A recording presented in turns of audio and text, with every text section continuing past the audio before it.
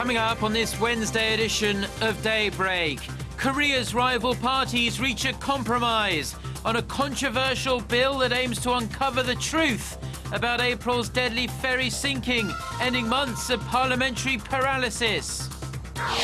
Washington's top envoy on North Korea expresses hope for dialogue with Pyongyang, but says the North needs to start listening to its neighbours' concerns. Plus, in Hong Kong, the number of pro-democracy protesters swell ahead of what organisers hope will be the biggest protest so far on Wednesday, China's National Day. Daybreak begins now.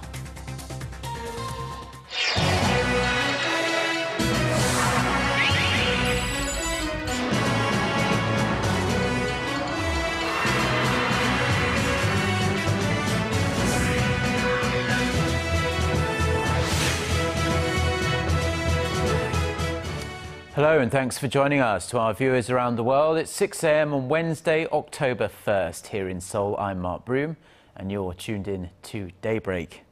Our top story this morning, Korea's ruling and opposition parties finally reached an agreement late Tuesday over a special bill that will investigate April's ferry disaster.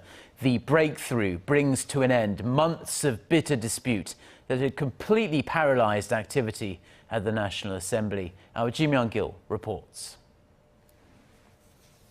After last-minute one-on-one talks between the ruling Saenuri Party and the main opposition New Politics Alliance for Democracy, both parties' floor leaders finally reached an agreement on the Seoul ferry bill.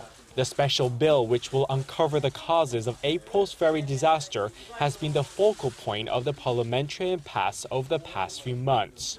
The rival parties' floor leaders agreed that the second agreement made on August 19th is still valid, but that another clause will be added. The new clause states that both rival parties will be able to jointly recommend 4 independent council candidates, while President Park Geun-hye will appoint one of them to lead the fact-finding committee in charge of investigating the ferry disaster. And whether to allow the victims' families to participate in the appointment process of the state prosecutor will be discussed later on. Representatives of the families of those killed in the April ferry tragedy from Danon High School, however, stand opposed to the bill's newly reached terms and said it would not be accepted. The two parties agreed to pass a special bill by the end of October, along with a series of other anti-corruption-related bills.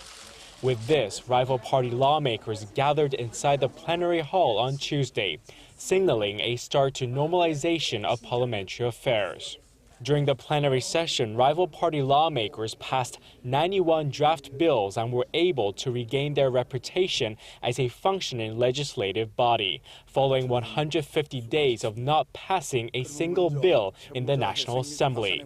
They also agreed to hold the annual parliamentary audit of the government starting October 7th. Ji Myung-gil, Arirang News. Now, the United States is carefully considering whether to station a U.S. anti-missile defense shield in South Korea to deter any possible nuclear and ballistic missile attacks from North Korea. U.S. Deputy Secretary of Defense Robert Work says Washington is currently negotiating with Seoul on whether to deploy a terminal high-altitude area defense or THAAD missile defense battery to a location somewhere in the south.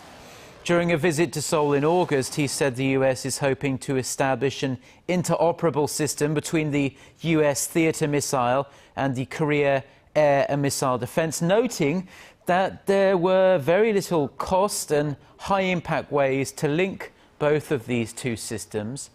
Now, China and Russia have both expressed deep concerns about this move, saying it could pose a threat to their national security.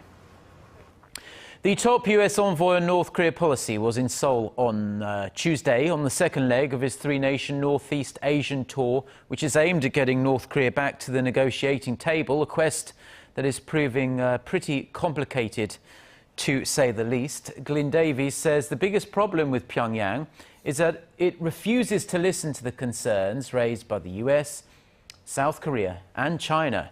Our Hang Sang-hee reports. U.S. Special Representative for North Korea Policy Glenn Davies says the biggest problem with North Korea is that it's not listening. North Korea is not talking to any of us. It's not listening to any of us. And this is, I think, not the way to resolve the problems that we all face, including North Korea. Visiting Seoul on a three-nation Northeast Asia trip on Tuesday, Davies met with his South Korean counterpart Hwang Jung-guk and Foreign Minister Yoon Byung-se on ways to re-engage North Korea. The U.S. diplomat said Pyongyang has also turned a deaf ear to Washington's request to release 3 American detainees.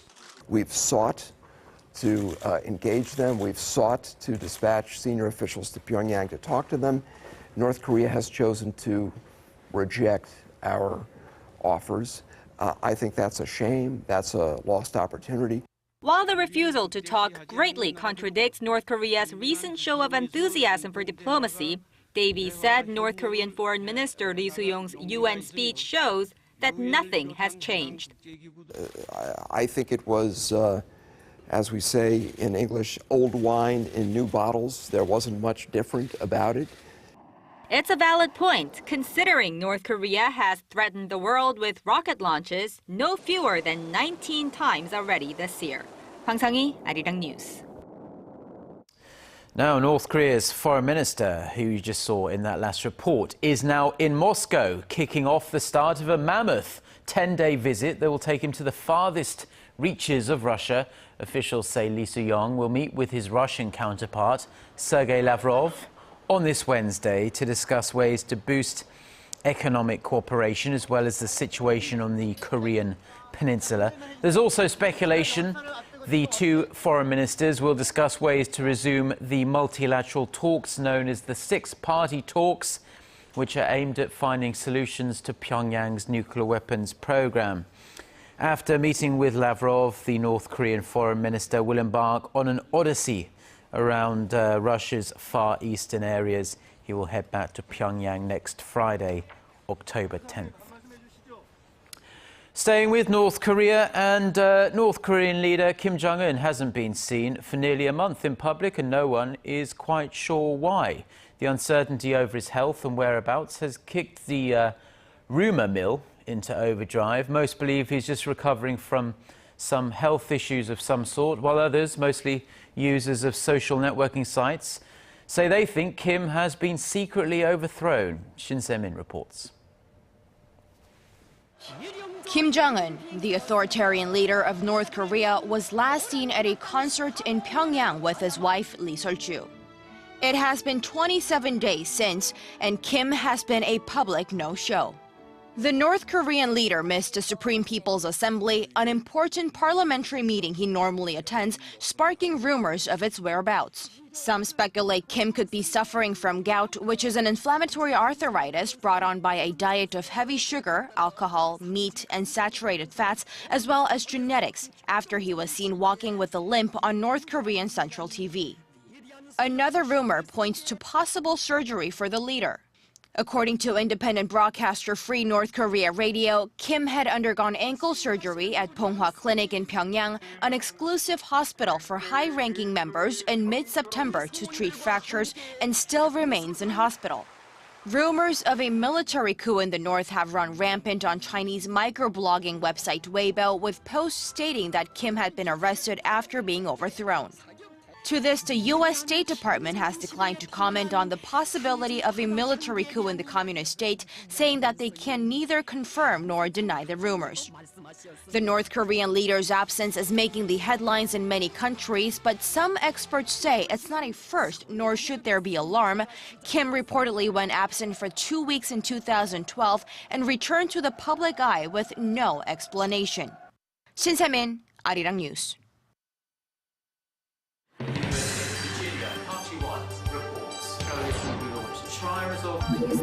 We start before the sun rises to bring you the latest stories out of Korea. We also lead the way with important global coverage. Stay on the pulse of what is happening with Daybreak.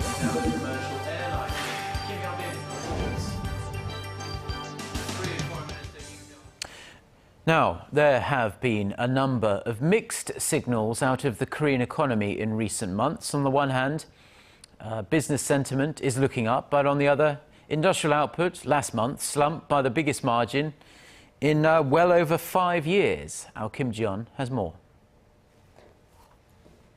Many Korean companies believe the Korean economy has turned the corner, and they expect the government's expansionary policies and a U.S. recovery to improve their business in coming months. A survey of 600 companies by the Federation of Korean Industries shows that the Business Survey Index for October exceeded the 100 mark for the first time in 5 months. A figure over 100 means that optimists outnumber pessimists over economic conditions. The positive sentiment was shared among manufacturers. The Bank of Korea says its Business Survey Index of manufacturing companies edged up to 74 in September. That's 2 points higher than the previous month when the level was its lowest in 13 months. But the country's industrial output dropped by 0.6% in August from the previous month, switching to negative growth for the first time in 3 months. Statistics Korea attributes this to the drop in the number of working days due to summer vacations and a growing number of labor strikes in the automobile sector.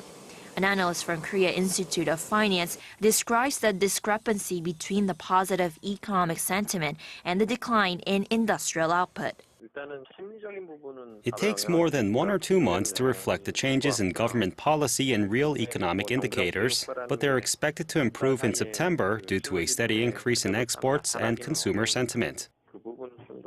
The Federation of Korean Industries, however, cautions that it's too early to say that the Korean economy is on the steady path to recovery.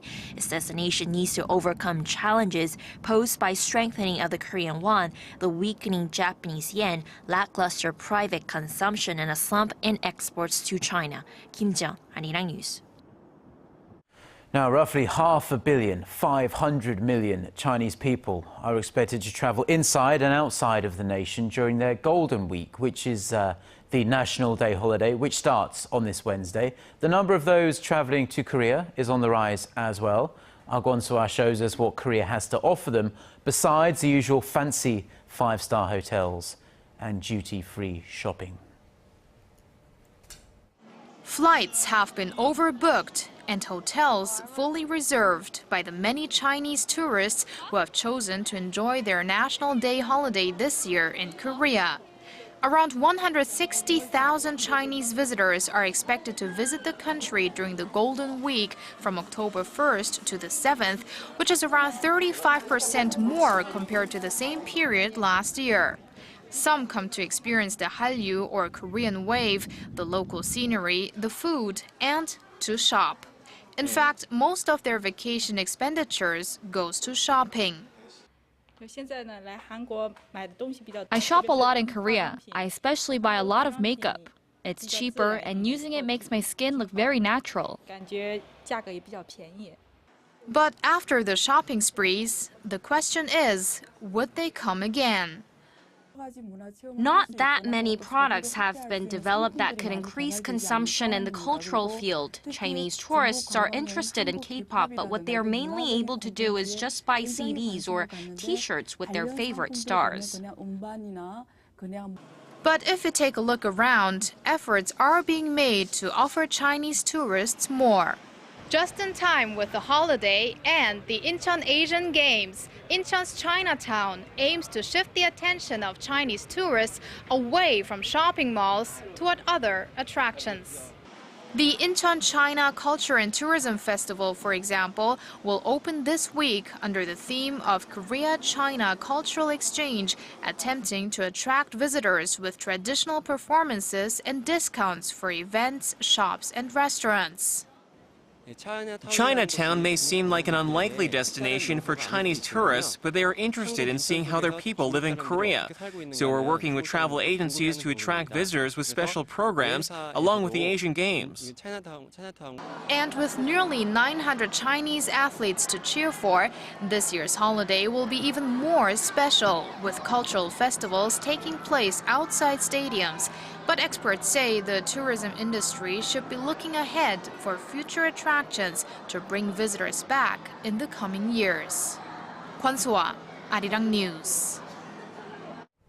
Now, this year is a very significant year in the world of culture because it marks the 450th anniversary of William Shakespeare's birth. And to mark this very special occasion, a special adaptation of Romeo and Juliet will hit the stage here in Korea. Park Ji-won reports.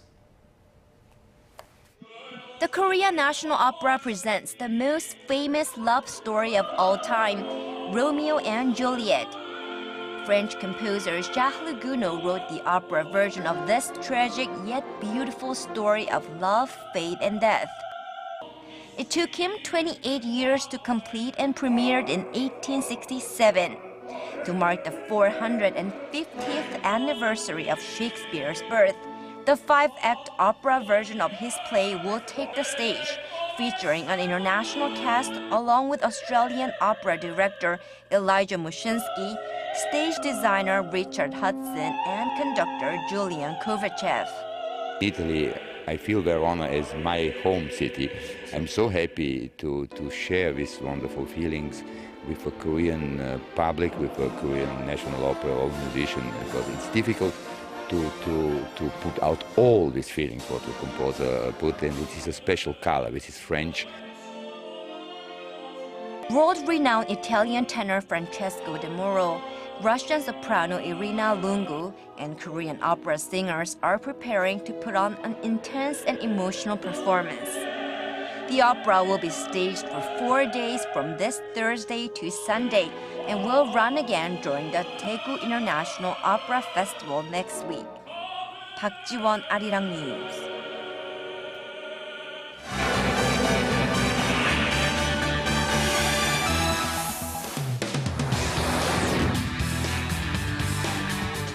Time now for a look through the international headlines we're following this morning. For that, we turn to our Eunice Kim, standing by at the News Centre. Good morning, Eunice. And good morning to you, Mark. Protesters again took to the streets in the various districts of Hong Kong overnight. They said they were committed to showing their government and Beijing their resolve to see full democracy in Hong Kong. I think we will stay until tomorrow, because tomorrow is the 1st of October, and it's a very big day for us. What I feel is, I really feel Hong Kong people are so angry and so frustrated, because I can say Hong Kong people are quite indifferent to politics, but why they come out to occupy the main role here, simply because the Hong Kong government never hear us, never listen to us. That's why we come out. Tens of thousands of people braved the intensely rainy conditions ahead of China's National Day today in defiance of authorities who had called the massive sit-ins illegal that must be dismantled immediately. Hong Kong's chief executive C.Y. Leung had said yesterday that Beijing would not back down to the demonstrations, while adding that he would not need help from Chinese troops to control the situation. The crowds are expected to swell further on this holiday. Student leaders had issued an ultimatum to the leader: come out and address us, or see a further occupation of government facilities, buildings, and public roads. British warplanes launched their first airstrikes against Islamic State targets in Iraq this morning, striking weapons caches and an armed pickup truck in northwestern Iraq. The mission came 4 days after UK's parliament approved the country to join the US and France in supporting Kurdish forces staving off the militants on the ground. This as a US-led coalition continued to bombard an IS advancement in Syria, targeting their fighters, vehicles, and artillery near the Turkish border. UN's humanitarian chief Valerie Amos said the fighting has triggered more than 160,000 Syrians to flee to Turkey over the past few days. And some encouraging developments to tell you about on the Ebola epidemic in West Africa. U.S. health officials say the outbreak in Nigeria and Senegal appears to be over. In a report Tuesday, the U.S. Centers for Disease Control and Prevention said they observed no new cases of the highly contagious hemorrhagic virus since August 31st. Only one case was confirmed in Senegal on August 28th, and that man had survived. But the outlook for other countries, particularly Sierra Leone and Liberia, two of the poorest nations in the world, remain dire. The CDC said the number of cases has been doubling every 3 weeks, with more than 6,500 people now confirmed to have contracted the virus.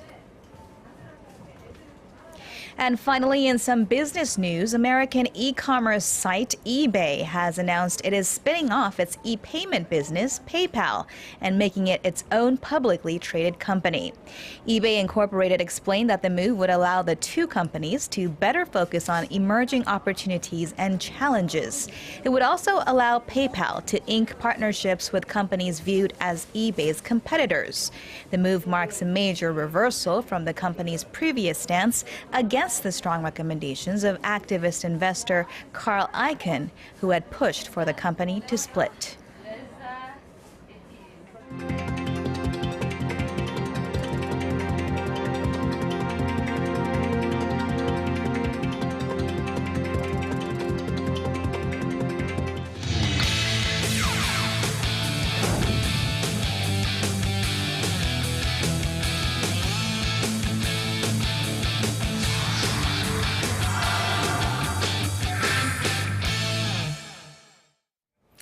And a good Wednesday morning to you all as we continue on with our 2014 Incheon Asian Games coverage. And quite a busy day on Tuesday as a number of gold medals were claimed by South Korea, one of which made one Korean a triple gold medalist in Incheon. And it's 28-year-old Lee Na-young, who after claiming the individual all-event bowling gold, became the first Korean triple gold medalist in Incheon.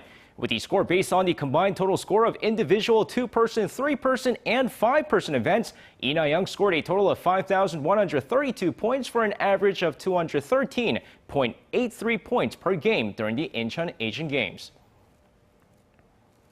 And now shifting over to sailing, where South Korea added a number of gold medals in the sailing competitions on Tuesday. And they were all very impressive, whether it be the gold medal in the men's Hobie 16 Open multi-hull, the men's 470 sailing race, or the men's laser race. But none more impressive than the gold medal finish in the men's Optimus sailing event. And that's because the gold medal winner in the event was a 13-year-old Park Sung-bin, as he finished first, receiving just 16 penalties in 11 races. And with the gold medal finish, the team becomes Korea's youngest gold medalist in Incheon, since Kim Da-jung, who's 3 months younger than Park, did not do as well over in the women's Optimus sailing event. And now moving on, we were able to see a gold medal in the men's tennis doubles thanks to Jeongyeon and Lee Myung-gyu. But on Tuesday, the nation saw 2 gold medal finishes in the soft tennis event. Now, similar to tennis, except for the soft rubber balls they use instead of the hard tennis balls, South Korea proves its dominance in the sport when Kim Hyung-jun won the men's individual gold after defeating Indonesia's Eri Kusendarianto 4-0 in just 15 minutes. Meanwhile, over on the women's individual competition, Kim Bo-mi cruised past China's Chen Hui 4-1 for the second gold medal. Now, meanwhile, over to the men's football tournament, where North Korea was able to advance to the final after beating Iraq 1-0 in the semifinals thanks to Chung Il-kwan's goal 5 minutes into the extra time. Meanwhile, South Korea faced off against Thailand, hoping to advance to the final against North Korea. In a rather quiet first half of the match as both sides failed to score, but in the 40th minute, it's Lee Jong-ho checked that, who heads in the first goal of the match, giving Korea the 1-0 lead. Now, shortly after, in the 45th minute, a penalty is called as Chang Hyun-soo converts the spot kick, giving the Taeguk Warriors the 2-0 first half lead. Now, second half, the Korean defense does the rest as South Korea advances to the finals for the first time in 28 years, as they're set to face off with North Korea on Thursday. Now, just like I mentioned, a number of gold medals were claimed by South Korea on Tuesday, but a handful of silver and bronze medals were claimed as well. So before I say goodbye, let's take a look at the current medal standings after 12 days of competition at the Incheon Asian Games, and I'll see you guys again for your sports needs.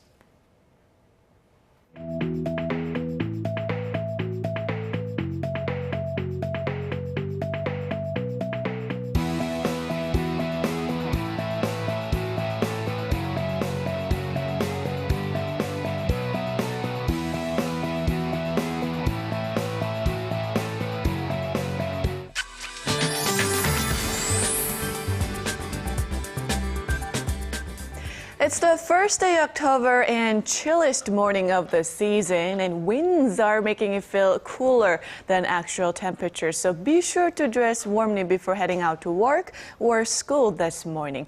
And we'll have a fair amount of sun and clouds throughout the day, and daytime highs for today should be similar to yesterday in many areas. So let's take a closer look at those numbers. Well, the low in Seoul is starting out at 14, then the daytime highs in the capital, Daegu and Busan should all rise to 24, while Gwangju will peak at 25 later in the day. Now, for other regions, it looks like Jeju Island and Daejeon will see highs of 23 and 24, while Dokdo peaks at 18. And over in Incheon, where the Asian Games are being held, we'll also have a chilly morning and mild afternoon, with highs peaking to 23 under mostly to partly sunny skies. But again, it's a chilly morning, so please dress warmly before heading out. Now, that's all from me at this hour. Have a wonderful start to the day. Thank you, Jiyeon, for the weather. And that's going to do it from us. Korea Today is coming up at the top of the hour. Have a great day and thanks for watching. Goodbye.